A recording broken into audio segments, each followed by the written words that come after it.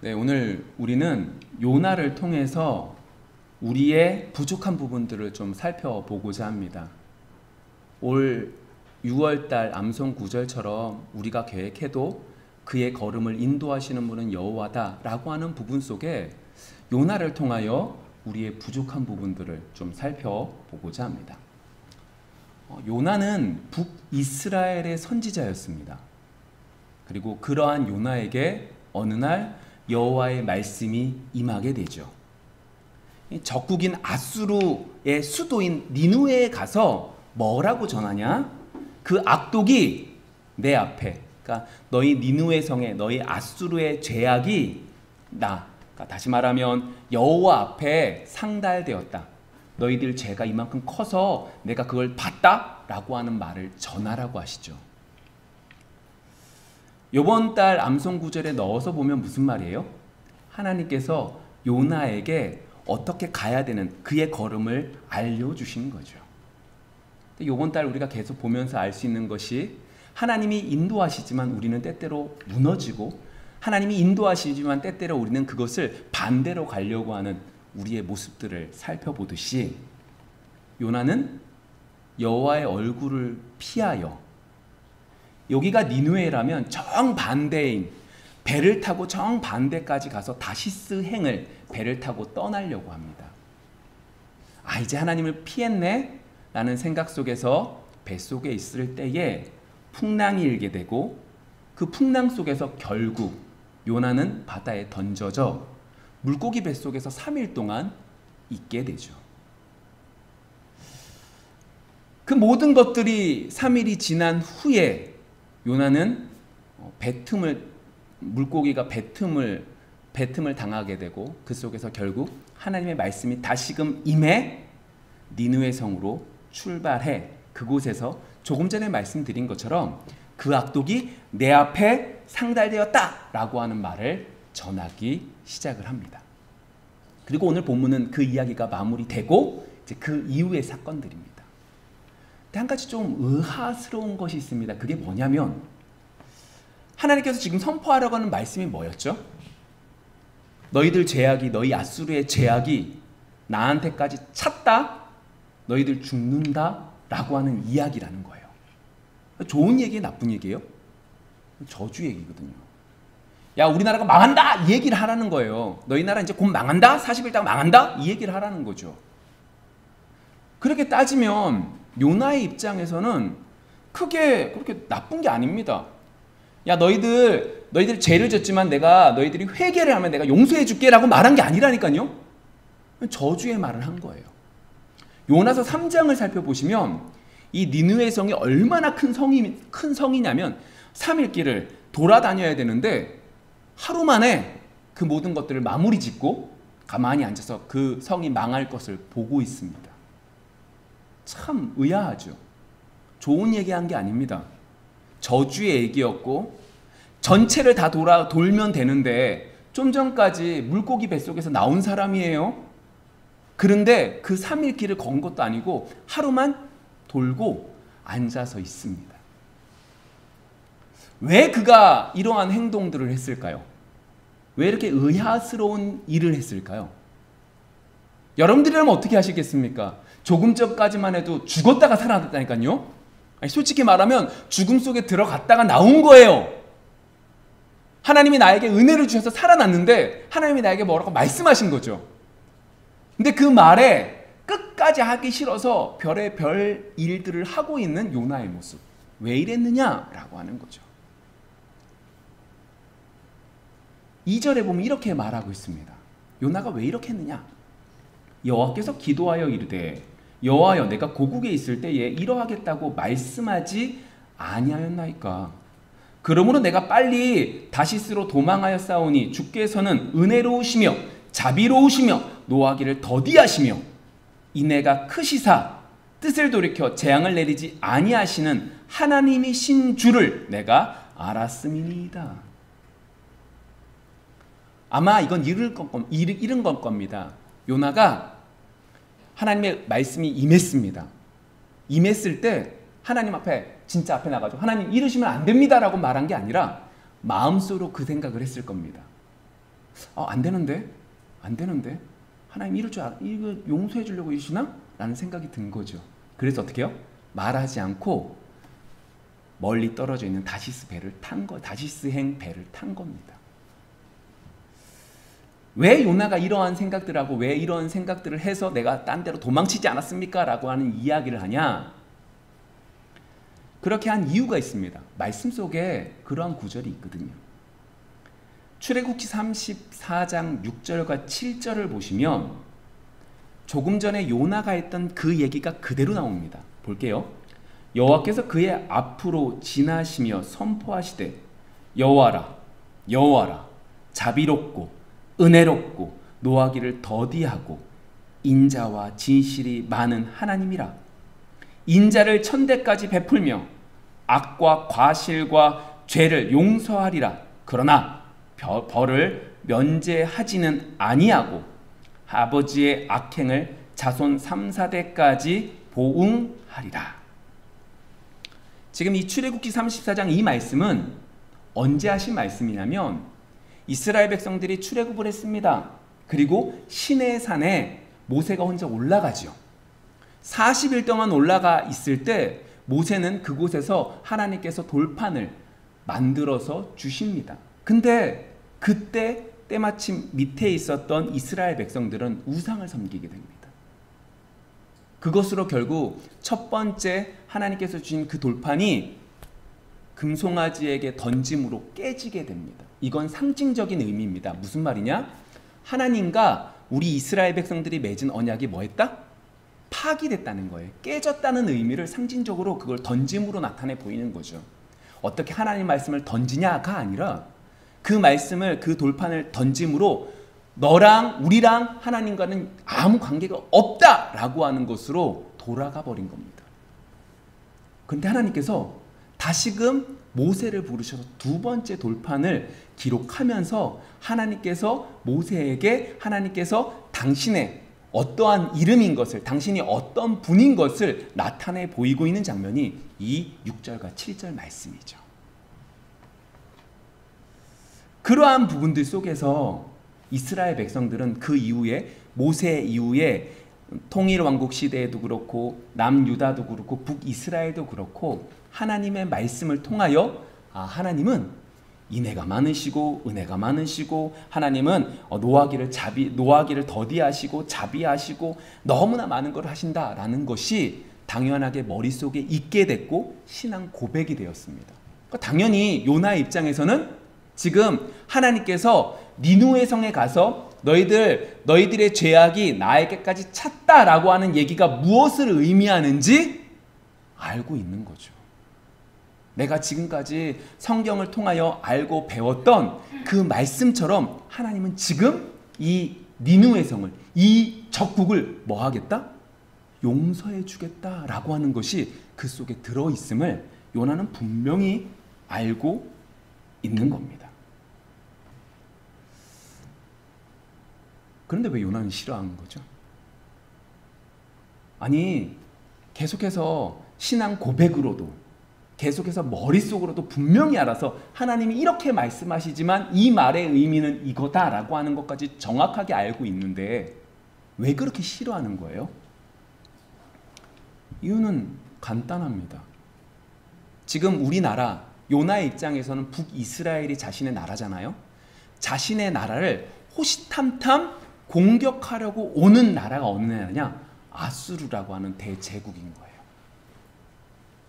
그런데 이 나라가 이렇게 우리나라를 괴롭히고 있는, 다시 말하면 선민인, 하나님께서 선택한 백성인 우리를 괴롭히려고 하는 이 나라를 용서해 주신다니 이건 말이 안 되는 거죠. 그래서 화가 난 거예요. 누구에게 화가 난 거예요? 정확하게 말하면 하나님께요. 하나님, 어떻게 자비와 긍휼을 이런 악한 나라에게 전하십니까? 우리에게만 해주시면 되지 왜 저런 나쁜 놈들에게 행하십니까? 라고 하는 이야기를 하고 있습니다. 이번 6월달 암송 구절과 딱 연결해보면 정확하게 맞아요. 하나님께서는 이번 한 달 동안 배운 말씀과 그대로 하나님께서는 우리의 길을 인도해 주십니다. 그런데 우리는 순간 놓치면 넘어지고 아니면 그것을 알고 있고 은혜를 누려도 다른 것에 눈에 들어가는 것이 우리인 것을 오늘 요나를 통하여 우리는 철저하게 볼 수 있습니다. 하나님이 아무리 좋은 계획, 하나님이 아무리 좋은 인도를 해주셔도 이 인도가 내가 생각하는 것과 다르면 어떻게 해요? 항의하고 불평하고 분노하고 짜증내고 이러시면 안 된다고 원망하는 것이 요나의 모습이고 우리의 모습인 거죠. 근데 여기서 우리가 아셔야 될 것이 있습니다. 그게 뭐냐? 좀 전에 출애굽기 말씀 봤잖아요. 그 말씀 속에서 하나님이 당신에 대해서 나는 자비롭고 은혜가 많고 노하기를 더디하고 인자와 진실이 많다라고 말씀하신 그 하나님이 언제 그 하나님을 나타내 보이셨어요? 좀 전에 말씀드렸죠. 두 번째 돌판이 주어졌을 때라고요. 그게 무슨 의미인지 아십니까? 이스라엘 백성들도 어떠한 존재다? 무너질 존재라는 거예요. 다시 말하면 이스라엘 존재도 너희들도 하나님의 은혜로 내가 지금 너희들에게 두 번째 돌판을 줘서 다시금 언약을 맺는 거지. 너희들도 똑같이 버려질 존재인데 나는 인애가 많고 은혜가 많고 너무나 귀한 너무나 진실하심이 많은 하나님이라서 너희들을 붙잡아 준다라고 하는 말씀을 하시는 거죠. 무슨 말이에요? 이스라엘 백성들도 하나님의 은혜 때문에 지금 이 자리에 있는 거지 하나님의 은혜가 없으면 이 자리에 있을 수 없었던 존재죠. 출애굽을 했던 이스라엘 백성들만요? 아니에요. 지금 요나가 하고 있는 지금 이 시대, 요나의 시대에도 동일한 거죠. 근데 요나는 지금 그게 보여요? 안 보여요? 안 보여요. 안 보여요. 지금 정말로 봐야 될 것은 하나님께서 은혜를 베풀어 주셨네. 하나님께서 나에게도 은혜를 베풀어 주신 것처럼 이 사람들도 은혜를 베풀어 주셨네 라고 해야 되는데 요나는 그게 안 보여요. 더 정확하게 보면 하나님께서 요나에게 지금 니느웨로 가서 이 말을 전하라고 하는 것은 요나에게 이스라엘 백성들에게 더 귀한 것을 알려주고 싶으셨던 거예요. 그게 뭐냐? 와, 우리만 이렇게 은혜 받은 게 아니라 우리를 괴롭히고 있었던 저 앗수르, 철천지 원수, 너무나 괴롭히고 사람들을 너무나 괴롭혔던 저 앗수르도 하나님께 용서를 구하니까 용서를 해주시네. 저렇게 죄 많은 저 악한 족속들도 자신들의 죄를 하나님께 아뢰기만 하면 하나님은 은혜가 많고 자비가 크셔서 용서해 주시네. 와, 그럼 나도 지금 내 상황이 너무나 괴롭고 너무나 슬프고 너무나 악하고 너무나 괴로워도 내 죄가 아무리 커도 하나님께 구하면 하나님께 죄를 자백하고 하나님께 나아가면 하나님이 나를 용서해 주시네. 이것을 발견해야 되는데 이 은혜를 누려야 되는데 요나는 지금 이 은혜를 누리지 못하고 있는 거죠. 너무나 큰 축복인데 이 귀한 축복을 요나는 지금 누리지 못하고 있는 거예요.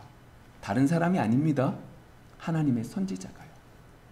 여러분, 요나가 여기서만 등장하지 않습니다. 요나가 어느 정도의 사람이냐면 열왕기서에 보시면 요나가 예언함에 그 예언이 그대로 이루어지는 역사가 일어날 만큼 대단한 선지자였습니다. 근데 그러한 선지자가 저 적국이 용서를 받는 것이 싫어서 하나님께 원망하고 불평하고 있는 모습들을 볼 수 있게 되는 거죠. 여러분, 우리가 여기서 중요한 한 가지 알아야 될 것이 있습니다. 그게 뭐냐면 하나님의 은혜를 누리는 사람들은 우리가 너무나 큰 죄를 짓습니다. 그럼 그 죄 속에서 객관적으로 무엇을 잘못했는지 잘못하지 않았는지 봐야 됩니까? 보지 말아야 됩니까? 봐야 됩니다. 그런데 이 모습은 세상 사람들도 마찬가지입니다. 믿지 않는 사람들 가운데서도 도덕적인 사람들은 무슨 일들 속에서 내가 잘못한 것과 잘한 것들, 내가 무엇을 잘못했는지 철저하게 찾아봅니다.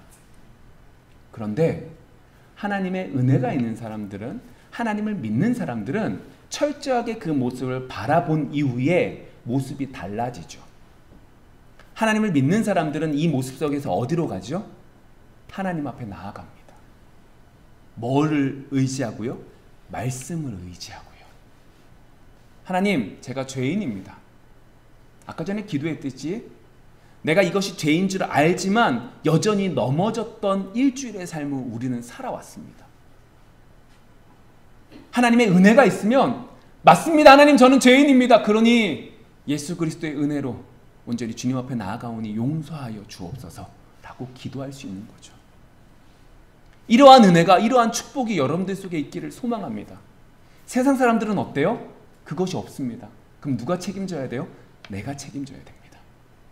맞아, 내가 이걸 실수했네, 내가 이걸 잘못했네, 또다시 똑같은 일을 하면 내가 똑같이 이걸 또 잘못했네, 나는 안 되나 보다 낙심되거나 아니면 그것이 딱딱해져 그것을 죄라고 여기지 않고 더 큰 죄로 나아가는 모습으로 발전돼 나아가죠. 여러분, 지난 한 주의 삶을 뒤돌아봅시다. 하나님의 은혜가 있었는지, 아니면 세상 사람들과 똑같은 생각 속에서 살아서 그 모든 잘못의 책임을 내가 책임지리라 라고 하는 것을 짊어지고 살아오셨는지 뒤돌아보기를 원합니다. 자, 그러한 모습들 속에서 결국 요나는 하나님을 어떻게 할까요? 배척하게 되어져 갑니다. 이렇게 배척한 이유는 어디에 있느냐? 내가 어떤 존재인지를 정확하게 모르고 있었기 때문인 거죠.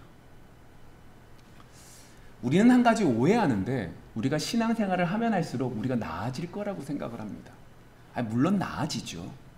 그냥 나아지면 나아지는 것만큼, 성령이 우리 속에서 역사하시면 역사하는 만큼 우리 속에 있는 모습을 더욱더 보게 하십니다. 무슨 말이냐?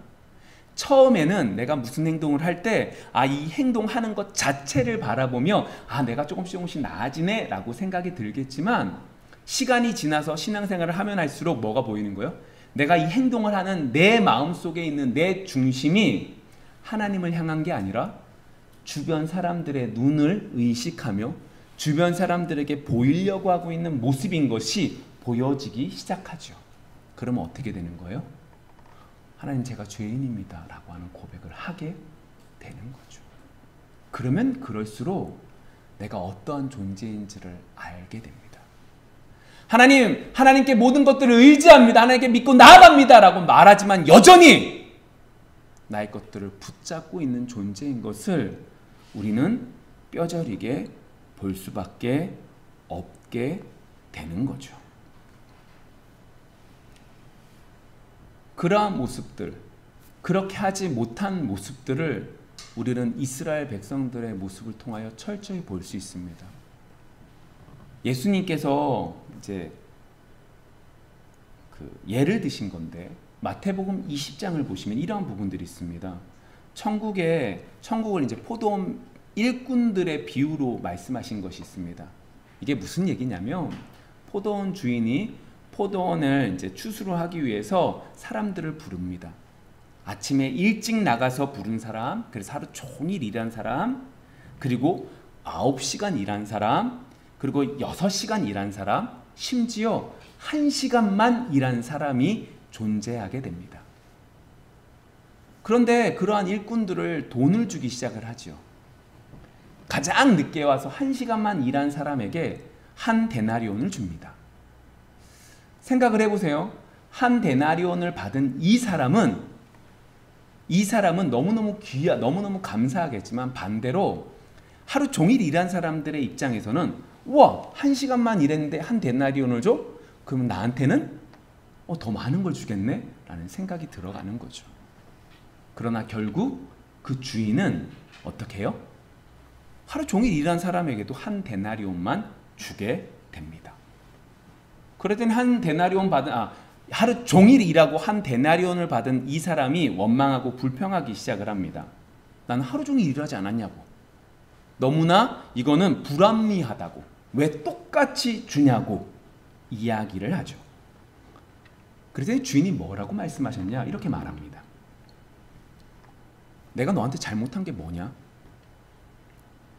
내가 너랑 한 데나리온을 약속했고 내가 그것을 너한테 줬는데 내 것이나 가지고 가라는 거예요. 네 거 있으니까 네 거나 가지고 가라는 거예요. 내가 선함으로 내가 나를 악하다 하냐라고 반문하면서 끝나게 되죠. 여기서 이제 이 예화 속에서 내용이 뭐냐면 하루 종일 일한 사람을 누구라고 말하냐?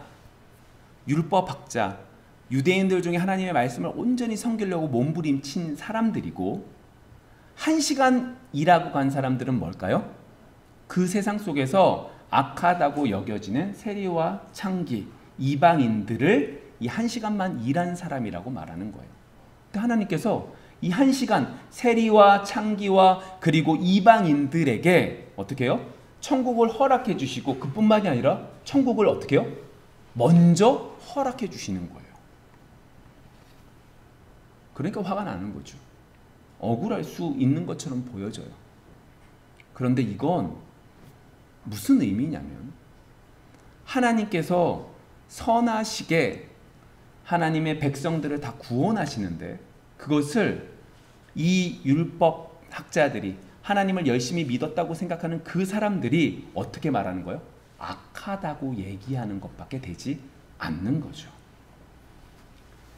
결국 하나님을 배척하는 것은 하나님의 선하심을 악하게 보기 시작하는 것이고 그 악하게 보기 시작하는 그 시작점, 하나님을 배척하는 시작점은 어디서부터 시작해요? 하나님을 몰라서 하나님을 배척했나요? 오늘 성경 속에서 요나가 하나님을 배척하는 데까지 이르러서 하나님이 일하시는 그 선한 일을 악하다고 판단하는데 그 판단하는 그 시작점은 하나님을 몰라서가 아니라니까요. 하나님이 이렇게 말씀하셨는데 이 말의 의미가 이거라는 걸 분명하게 알았어요. 분명하게 알아서 나 이곳에 안 갈래! 라고 끝까지 몸부림쳤던 요나예요.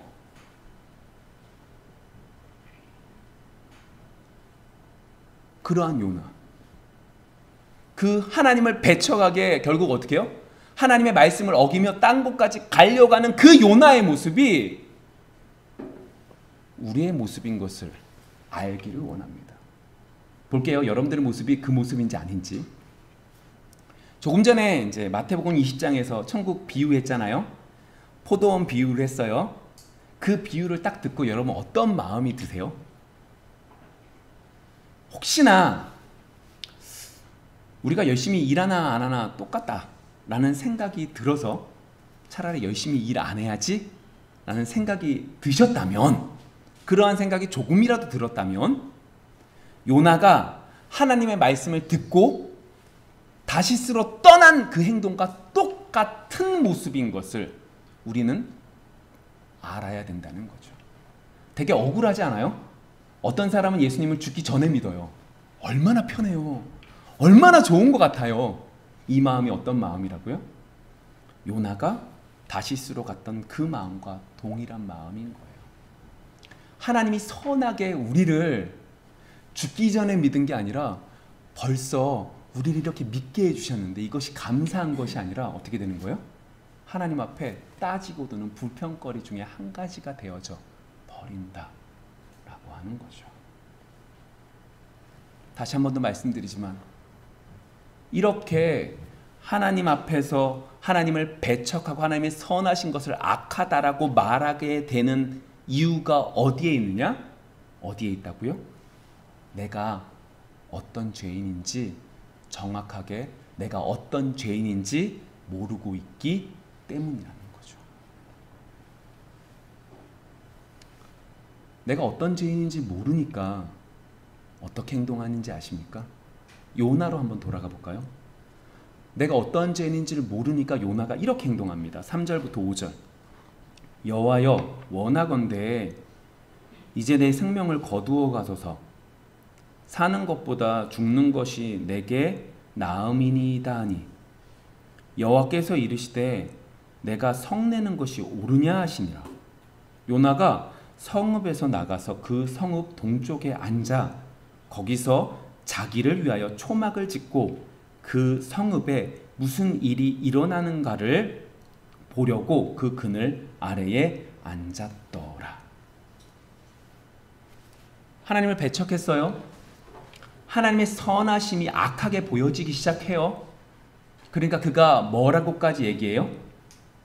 사는 것보다 죽는 게 낫다고 그래요.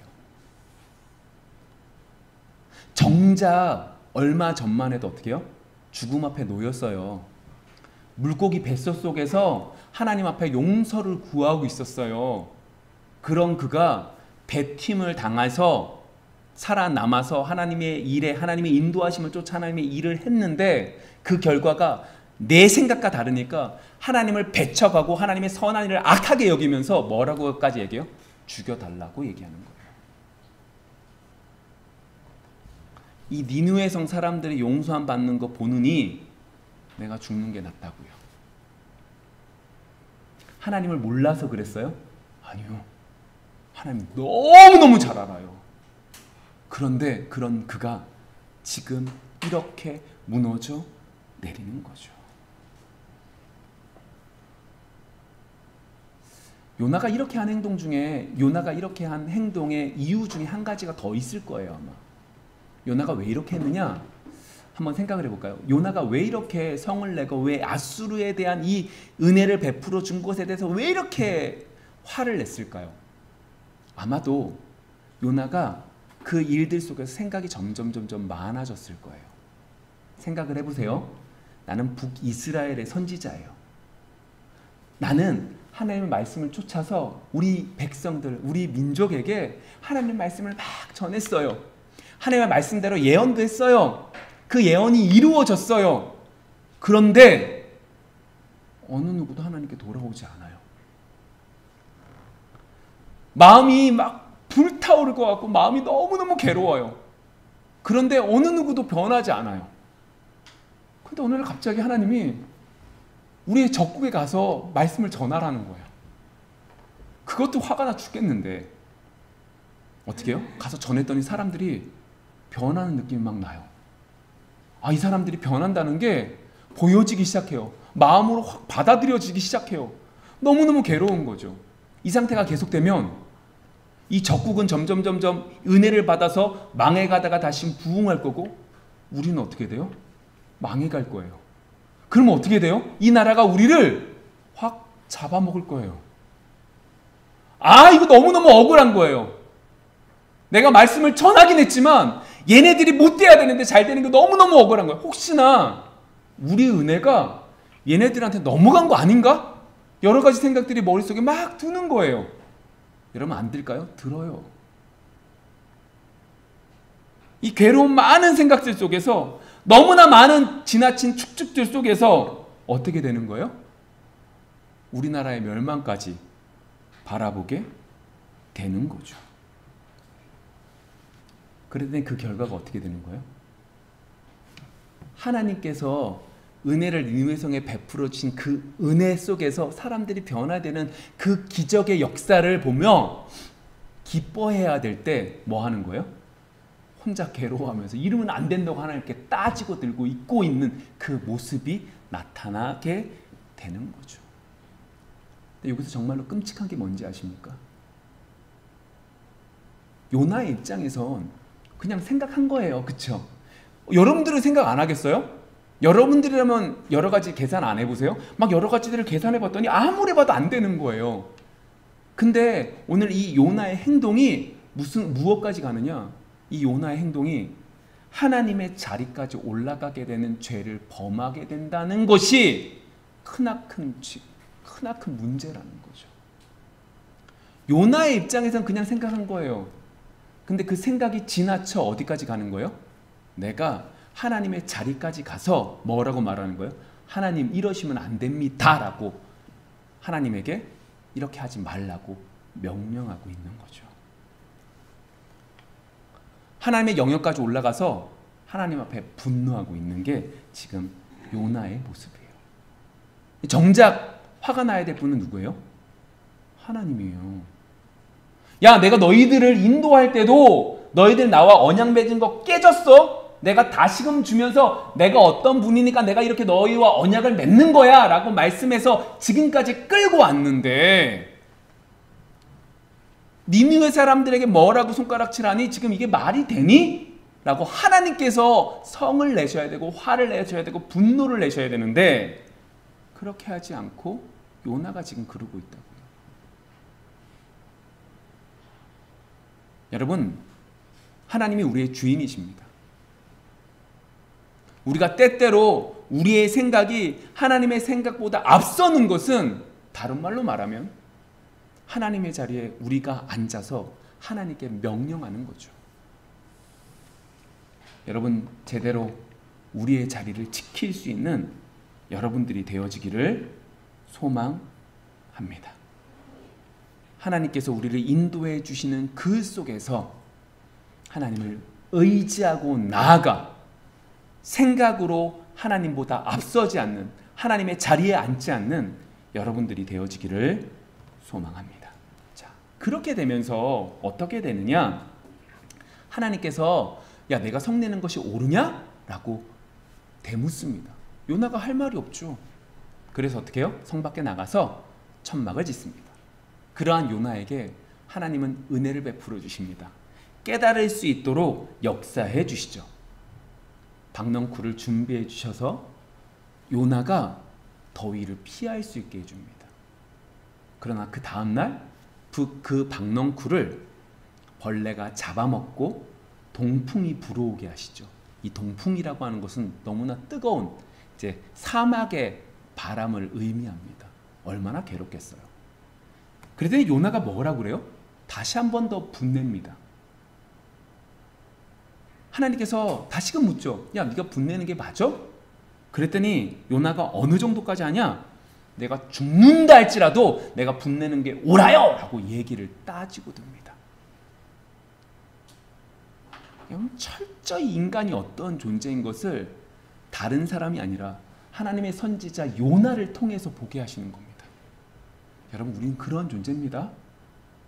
우리는 조금만 잘못하면 하나님의 자리에, 조금 생각을 많이 하면 조금 더 생각으로 하나님의 자리에 앉을 수 있는 존재고, 우리는 하나님께서 기뻐하시는 행동을 하는 존재조차 못 되는 죄인인 것을 제대로 깨닫지 못하는 존재라는 걸 잊고 살아간다고요.